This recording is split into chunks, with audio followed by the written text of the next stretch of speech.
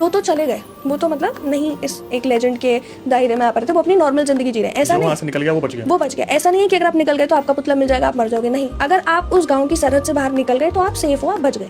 ये जानते हुए भी बहुत लोग अब भी उस गांव में रह रहे थे। सोचो, मजबूरी कुछ लोग होता है, नहीं होता इतना पैसा या नहीं होती उतनी सुविधा, तो रह रहे थे। अब क्या हुआ ना कि इस गाँव में अगर कोई बहू भी आती थी, कोई मतलब जिसकी शादियों की भी आती थी, तो या तो उनके पति उन्हें तुरंत ले जाते थे वहाँ से, या तो वो ऐसे आती थी कि उन्हें पता है कि मैं क्या करने वाली हूँ, मेरे साथ क्या होने वाला है, क्योंकि वो आसपास के गाँव से ही आती थी। पर एक आदमी था अनिल, उसने एक लड़की से शादी करी जो एक शहरी लड़की थी, ठीक है।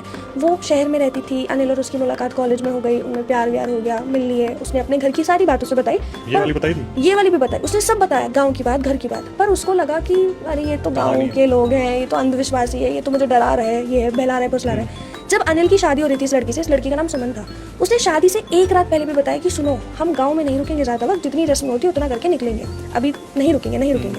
सुमन अब भी उसका मजाक उड़ा रही है, अरे ऐसा क्यों कर रहे हो, अब तो शादी होने वाली, अब तो सच बता दो, ऐसा थोड़ी होता है, ये थोड़ी होता है। पर अनिल और सुमन की शादी हो गई। अनिल और सुमन की शादी हुई, वो सुमन को ले आया। अब अनिल का क्या प्लान था, एक तो वो वैसे ही अब शहर में जाके पढ़ लिख चुका है, तो वो गाँव में तो रहने वाला ही नहीं था, और फिर जिस गाँव में इतनी दिक्कत हो तो कौन ही कैसे ही रहेगा, तो उसका प्लान था वो चला जाएगा। पर जैसे उनकी शादी वादी हुई ना, शायद इतना हेक्टिक स्केड्यूल हो गया, क्या हो गया क्या नहीं हुआ, जो अनिल की माँ थी उनकी तबीयत बिगड़ने लग गई काफ़ी ज़्यादा, ठीक है। तो अनिल ने सोचा यार अब माँ का ख्याल कौन रखेगा, मैं चला गया तो सुमन से वो यही कहता था कि एक महीना रुक जाते हैं, माँ ठीक हो जाएगी चले जाएंगे, एक महीना रुक जाते हैं, माँ ठीक हो जाएगी चले जाएंगे।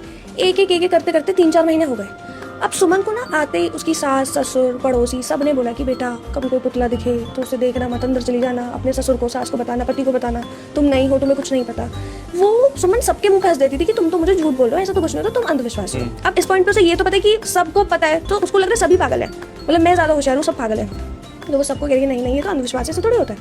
पर अब क्योंकि वो 2-4 महीने रह ली, तो उसको दिखने लग गया कि 2-4 लोग मर गए हैं, एक्चुअल में मर गए हैं, कि उनके घर के बाहर पुतला मिला, जिस शेप में मिला उसी साइज का या उसी जेंडर का इंसान मर गया।